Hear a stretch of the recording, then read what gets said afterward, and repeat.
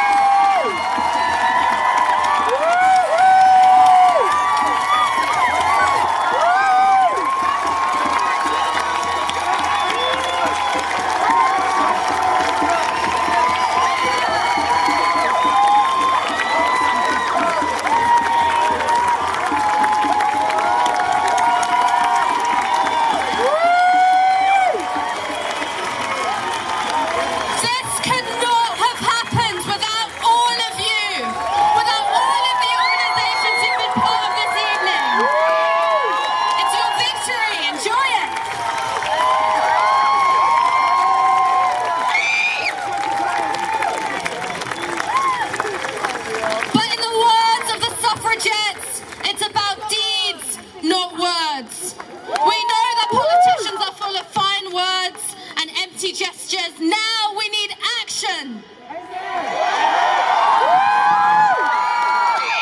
That means committing to decarbonising the economy by 2030.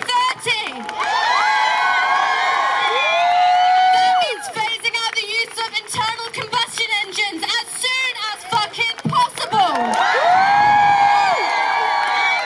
That means an immediate end to fracking.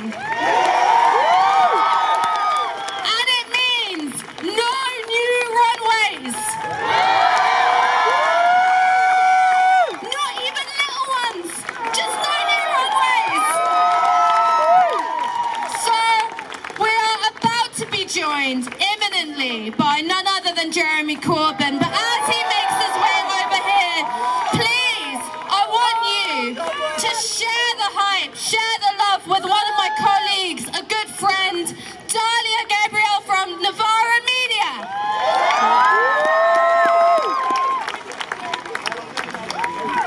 Hi everyone, it is so good to see you all out here, and I'm sorry that I'm me and not Jeremy Corbyn, but he is coming out soon.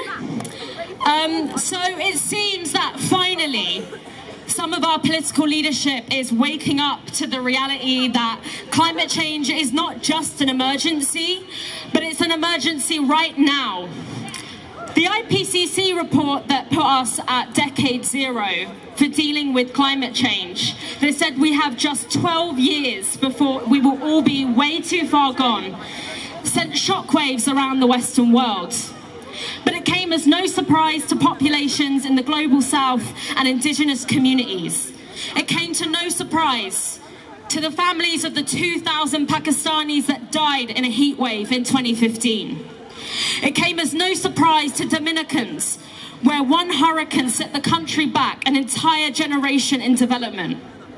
It came as no surprise to those countries who contributed the least to climate change and yet are suffering its most brutal effects.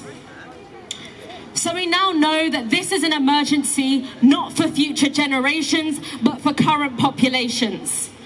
We know that we need system change, not climate change.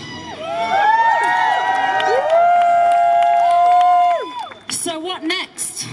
We need to make sure that we do not repeat the mistakes of the past, to not center ourselves as leaders in the fight for climate justice, but to see ourselves in solidarity with those who have been trying to break the bond between our political and economic system and the fossil fuel industry. Movements in countries that we have blocked and talked over for decades now. We must ground ourselves in the history of struggle against climate change. We must acknowledge that it is on us to pay for those mistakes, to contribute our fair share to help mitigate the impacts of extreme weather conditions in the global south. We must democratize climate negotiations to ensure the needs and demands of those who have been ignored are now put front and center. We will not make working class people in any country pay the damage of this crisis, whether it's poor BME workers made to cough up the congestion charge, or countries in the global south having to take out unsustainable loans to finance adaptation measures. The rich can pay, and they will pay.